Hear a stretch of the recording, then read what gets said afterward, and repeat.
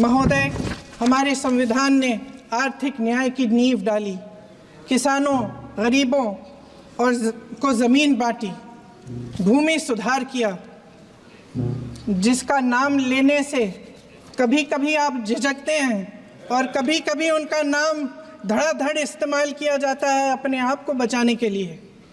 उन्होंने HAL, BHEL, SAIL, GAIL, ONGC, NTPC, railways, IIT, IIM, oil refineries, तमाम PSU बनाए। अध्यक्ष महोदय, उनका नाम पुस्तकों से मिटाया जा सकता है, उनका नाम भाषणों से मिटाया जा सकता है, लेकिन जो उनकी भूमिका रही इस देश की आज़ादी के लिए और इस देश के निर्माण के लिए, वो इस देश से कभी मिटाया नहीं जा सकता। 75 सालों में जनता का भरोसा रहा कि नीतियाँ बनेंगी तो जनता की भलाई के लिए बनेंगी। जल, जंगल, ज़मीन का अधिकार मिला आदिवासी भाई बहनों को। इंदिरा जी ने बैंकों का राष्ट्रीयकरण करवाया, खदानों का राष्ट्रीयकरण कराया। कांग्रेस और UPA की सरकारों में शिक्षा का, भोजन का अधिकार मिला। 75 सालों में जनता का भरोसा मिला।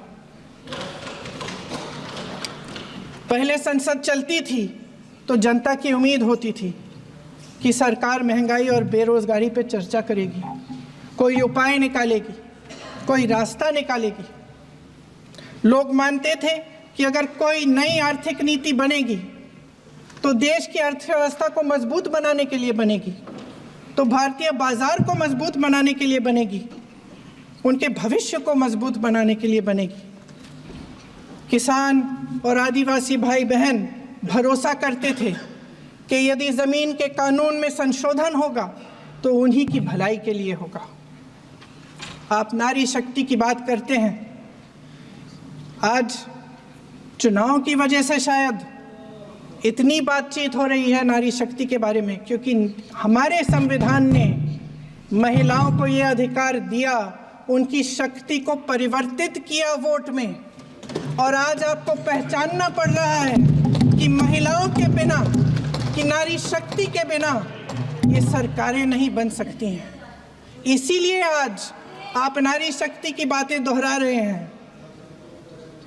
जो आप नारी शक्ति का अधिनियम लाए हैं उसको लागू क्यों नहीं करते? वो 10 साल बाद लागू क्यों होगा?